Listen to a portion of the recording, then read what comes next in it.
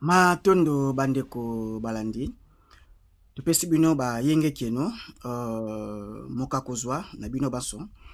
Afrique batu bomi Afrique détour Afrique pasteur évangéliste diacre apôtre y compris na imam pamba te kobi kopesa africain mateya oyo ibomi kiboindo na biso zana incompatibilité na kozala na biso ndi bongo tokoyeba esclave spirituel tokosala nini ya malonga. Homme scientifique idem azokoba kopesa africain mateya lolenge l'Occident a tracé programme naye donc africain na suka ya kelasi azu diplôme po akende koluka musala mais mateya esali biso te tozala bakeli misala ndi pasi yango wana pe homme politique losisi lolenge moko donc ye azokoba kotia baloi à conformité na baloi ya bapaya nde bazokoka te kosala grande ligne o africain longo na pauvreté il faut grande question babotama bazongisa africain na kiboyindo na racine na ye fumu